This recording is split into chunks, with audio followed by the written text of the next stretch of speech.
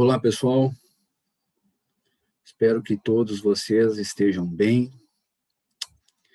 Hoje nós vamos conversar sobre as biotecnologias aplicadas à reprodução, certo? Vocês estão vendo nessa figura projetada aí algumas, ou quase todas, as biotecnologias que são aplicadas na reprodução ou a, com crase, né, reprodução, certo? Essa é uma figura que eu tenho, tá, que eu peguei de um livro, e que essa figura, ela centra, né, ela dá destaque para uma biotecnologia que é a transferência de embriões. Tá? E ela faz uma relação da transferência de embriões com outras biotecnologias, como vocês estão vendo aí, e como nós vamos conversar um pouco sobre cada uma delas. Mas vocês estão vendo aí também que eu escrevi algumas outras biotecnologias, especialmente estas que estão citadas aqui no canto superior esquerdo, e que, na verdade, antecedem a transferência de embriões, ou seja, são mais antigas, tá, que a transferência de embriões. Muito bem. Dito isto, eu quero chamar a atenção de vocês para o seguinte. Obviamente que essas biotecnologias, elas foram surgindo com o passar do tempo, buscando incrementar, otimizar, aumentar, digamos assim, né, a produtividade através do aumento, da melhora, da otimização do desempenho reprodutivo. Certo? Muito bem. Segundo ponto, todas essas biotecnologias são possíveis de serem aplicadas em todas as espécies domésticas de nosso interesse, certo? Quer dizer, essas técnicas, essas biotecnologias, elas, na verdade, são técnicas, né? Essas técnicas, elas são constituídas por por vários procedimentos, alguns a campo e outros em laboratório, tá? E elas são aplicáveis do ponto de vista técnico, elas podem ser aplicadas, repito, em todas as espécies, certo? De nosso interesse. Tá? Elas podem ser usadas em bovinos, em ovinos, em equinos, em caninos, em suínos, em felinos, certo? Podem, do ponto de vista técnico, podem ser utilizadas. E a maioria delas é, algumas mais utilizadas em uma espécie, outras mais utilizadas em outras espécies. Terceiro ponto. Por que algumas delas são mais utilizadas, são mais difundidas em algumas espécies do que em outras espécies? E a resposta é: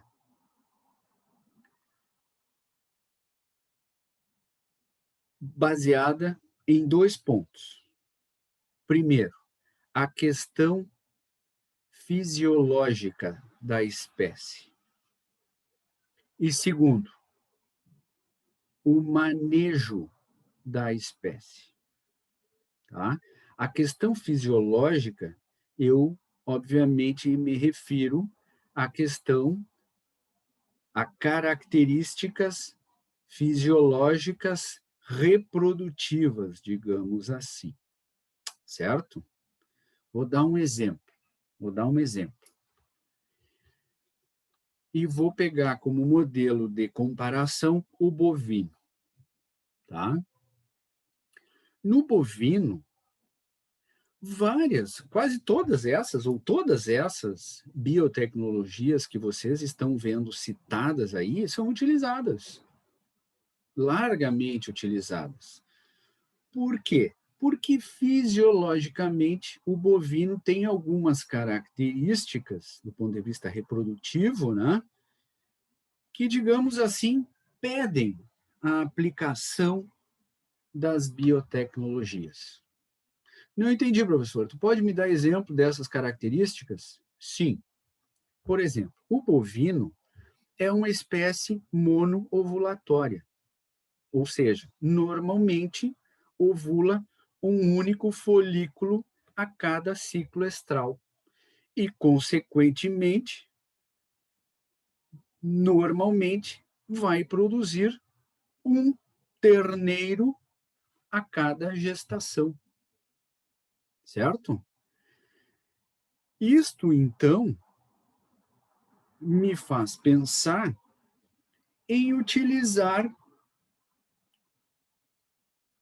indução e sincronização estral em ovinos, fazendo com que esta fêmea bovina, ou seja, a vaca, ovule mais de um folículo no ciclo estral, para que eu possa inseminar esta vaca e fazer com que, ao invés, naturalmente, ela teria um embrião lá no útero, eu posso fazer com que ela tenha 6, 8, 10 embriões lá no útero. E, a partir daí, eu coleto esses embriões, congelo esses embriões, normalmente hoje em dia se congela o embrião, e depois eu transfiro os embriões. Ou seja, a vaca, que normalmente que tem uma gestação com um único produto, eu posso fazer com que essa vaca produza não um embrião, mas 6, 8, 10 embriões de uma única vez. Entendem? Vou comparar o bovino com o suíno, por exemplo. A porca, vocês sabem bem, melhor do que eu, que é uma espécie multiovulatória. Ela ovula vários folículos a cada ciclo estral. Ou seja, tem vários oócitos a cada ciclo estral. E se eu inseminar esta porca, eu terei 12, 14, 16, 18 leitões numa única gestação. Certo? Então, a transferência de embriões em suínos, ela é tão necessária do ponto de vista de produtividade, de aumentar a produção, ela é tão necessária quanto em bovinos? É óbvio que não, né, pessoal? É óbvio que não. Uma vaca, normalmente, ela vai me dar um terneiro e vai demorar 9 meses para me dar um terneiro. Uma porca, vocês sabem, né? 3 meses, 3 semanas e 3 dias, né? Para me dar 15, 16 leitões. Certo? Quer dizer, não tem comparação. Então, a espécie bovina, ela pede muito mais essa biotecnologia, transferência de embriões, do que uma espécie suína, por exemplo. Certo? Tá, essa questão fisiológica eu entendi. Mas eu quero um exemplo da questão de manejo, comparando ainda bovino com suíno. Muito bem. Por uma questão física, de tamanho do animal, questão de desenvolvimento corporal, uma vaca é muito maior do que uma porca. Eu consigo manejar os ovários de uma vaca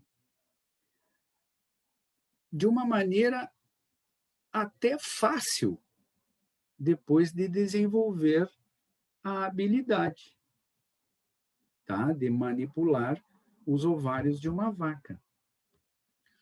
Os ovários de uma porca são muito mais difíceis, praticamente impossíveis de serem acessados. É impossível? Não, não é impossível. Mas eu tenho que fazer praticamente uma cirurgia para poder acessar os ovários de uma porca, porque uma porca, além de ser pequena, ela tem uma deposição de gordura enorme, né? A vaca não, a vaca eu consigo introduzir uma mão, um braço no reto, eu consigo fixar os ovários, eu posso introduzir um aparelho com ultrassom e lá na ponta eu consigo passar uma agulha pela cavidade vaginal, isso ao mesmo tempo para me facilitar a punção dos folículos ovarianos que estão prestes a ovular, e eu consigo puncionar, né, aspirar manualmente os oócitos no ovário de uma vaca. Então, do ponto de vista de manejo, é muito mais acessível eu manipular uma vaca. A técnica é muito mais simples, por questões físicas, do que uma porca, por exemplo, né?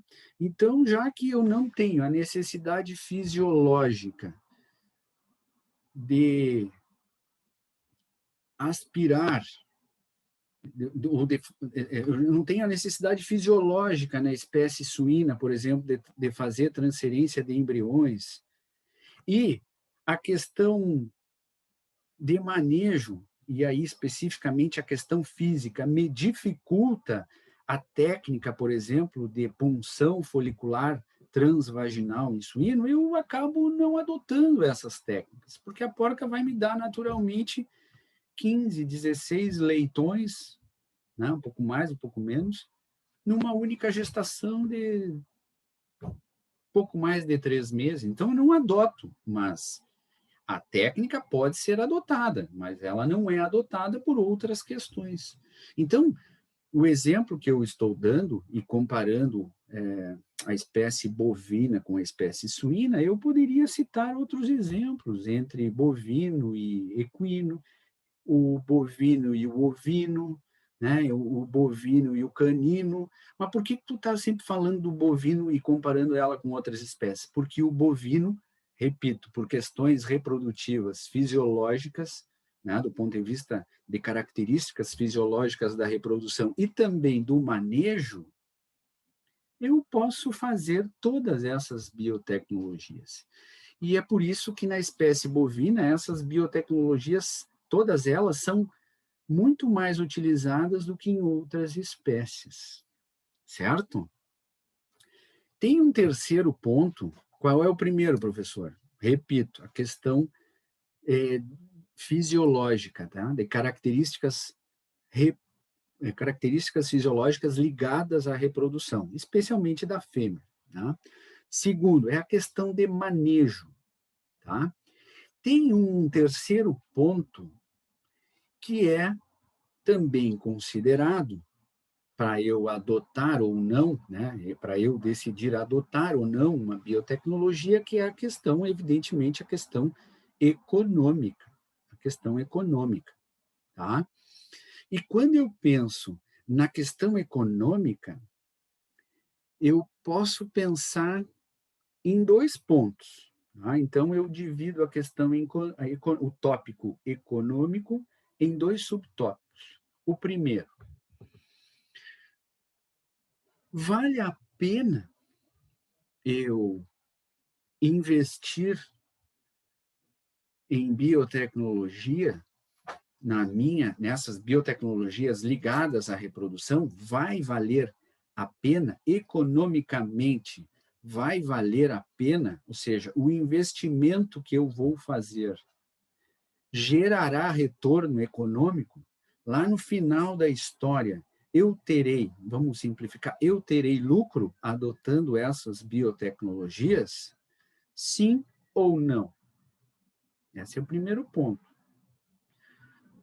Se eu tiver lucro, se eu chegar à conclusão que é lucrativo, vou adotar. Se eu chegar à conclusão que não é lucrativo, eu provavelmente não vou adotar, né?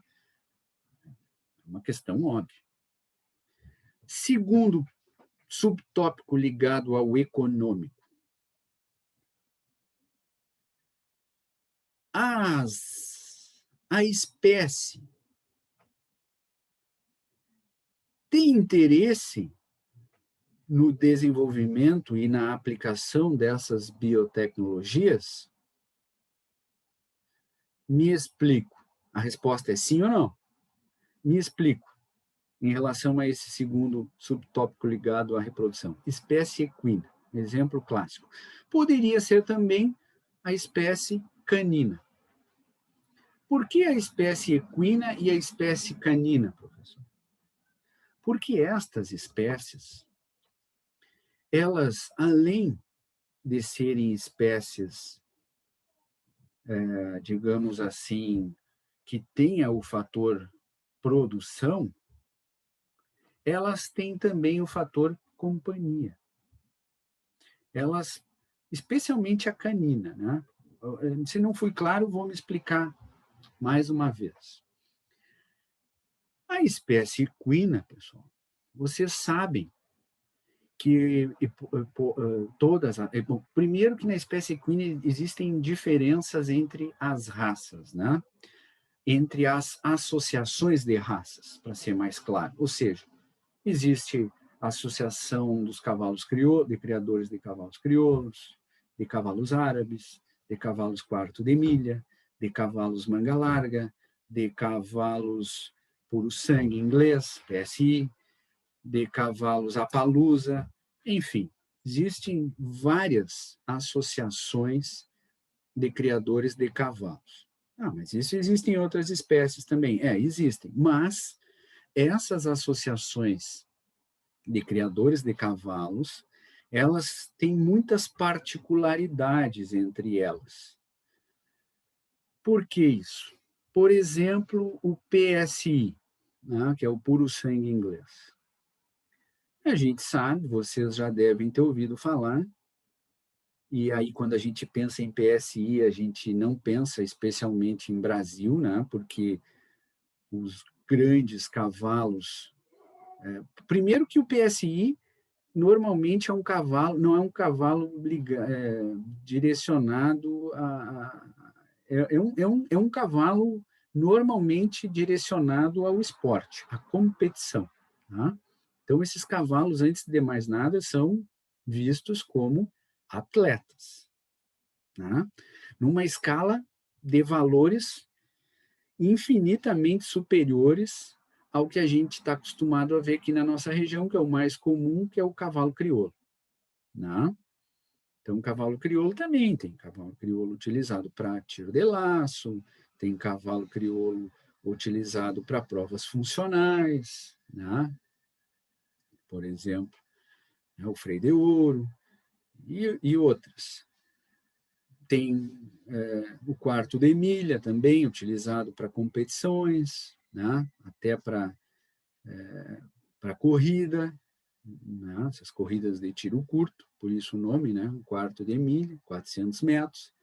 Mas, quando a gente pensa em cavalos PSI, a gente está falando em atletas e atletas que estão nos Estados Unidos, estão na Inglaterra, estão na França, estão no mundo árabe, né?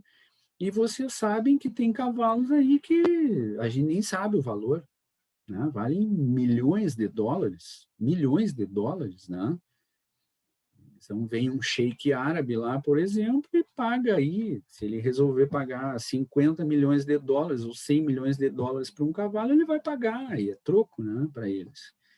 Então, a gente está pensando numa escala de dinheiro muito acima da escala de dinheiro que a gente está acostumado, assim, aqui, né, com o cavalo crioulo. Agora já tenham pago aí 10 milhões de reais, 1 milhão de reais, 800 mil reais, mas não chega nem perto do que é pago por um PSI. Muito bem. Então, será que o dono desse cavalo tem interesse em multiplicar indiscriminadamente a genética desse cavalo?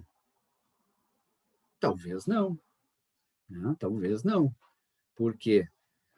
Claro que ele vai vender algumas coberturas desse cavalo por muito dinheiro, mas talvez ele não tenha interesse em multiplicar essa genética de forma indiscriminada. Por quê? Porque é aquela história da oferta e da procura, né?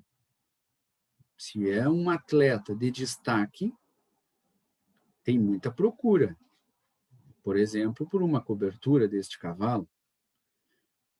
Mas se tu ofertares muitas coberturas, tu terás muitos produtos desse cavalo. E, naturalmente, quanto maior o número de produtos, menor o preço de cada produto, certo? Então, existe aí o fator econômico no sentido de, especialmente na espécie equina, de preservar aquela genética para poucos proprietários, digamos assim, porque isto vai fazer com que aquela genética tenha um valor mais elevado, certo? Este é um exemplo. Na espécie canina, claro que em valores infinitamente inferiores,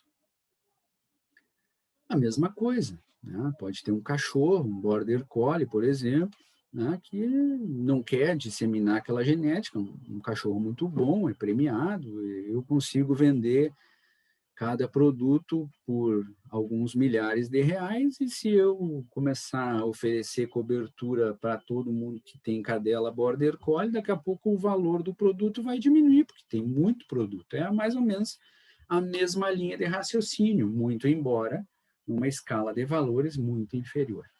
Tá, pessoal? Então, eu acabei me alongando mais do que eu pretendia, mas eu quero deixar, antes da gente falar especificamente sobre um pouco sobre cada biotecnologia, eu queria destacar isso para vocês, tá? Do ponto de vista técnico, fazer um resumo do que eu falei até agora, do ponto de vista técnico, de aplicação da técnica, a gente pode adotar, é possível adotar todas as biotecnologias em todas as nossas espécies domésticas de interesse aqui da maioria de nós, certo? É possível. Mas algumas dessas biotecnologias são adotadas mais em algumas espécies, menos em outras espécies, ou não são adotadas em determinadas espécies, em função, normalmente, desses 3 pontos que eu destaquei.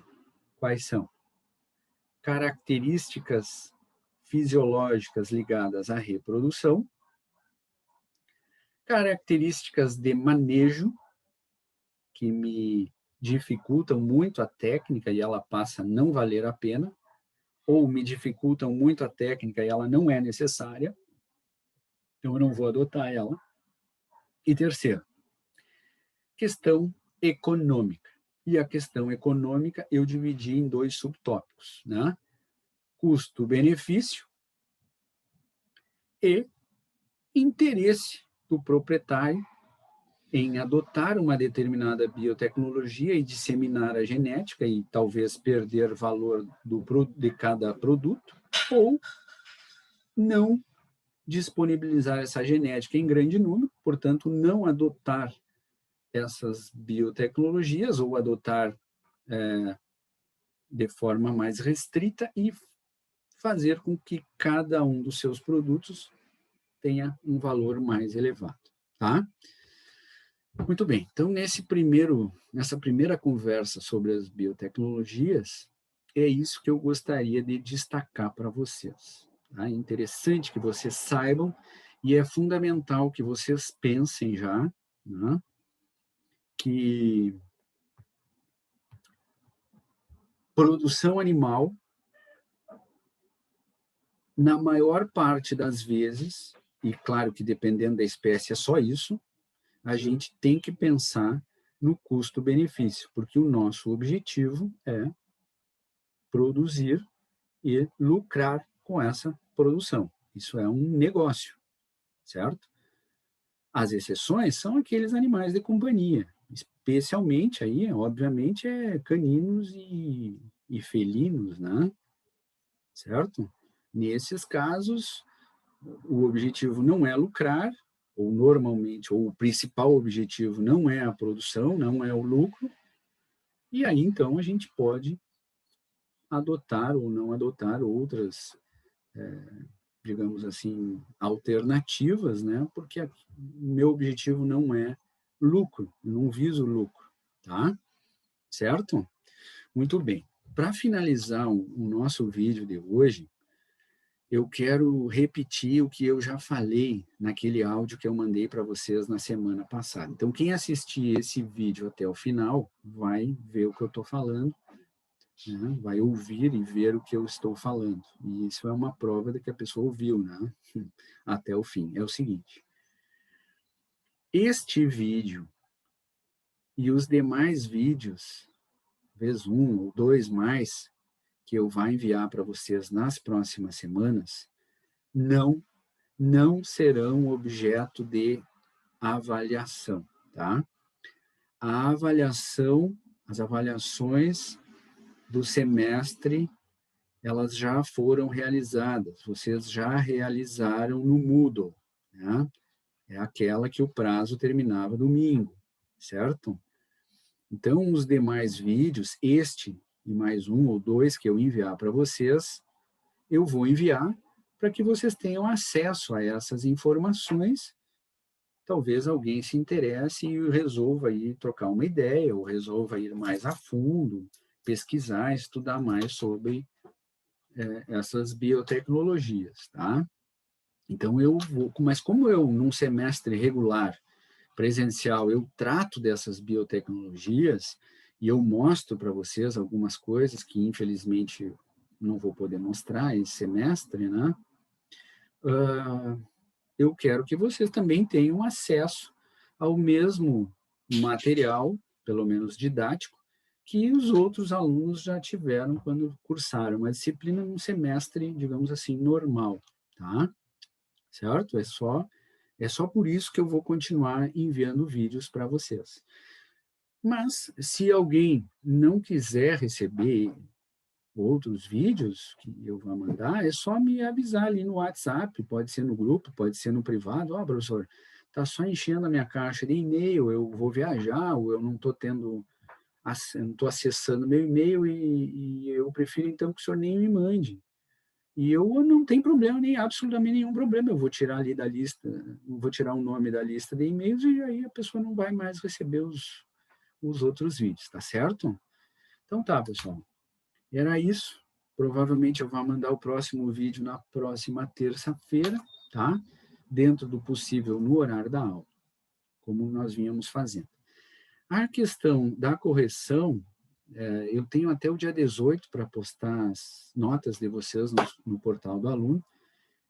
Eu vou tentar e provavelmente eu vou conseguir fazer isso antes, mas não antes do dia 10 de fevereiro, porque eu tenho muitas avaliações para fazer de várias turmas de diferentes cursos, tá certo? Então, é isso. Um abraço e boa semana para todos. Tchau, tchau.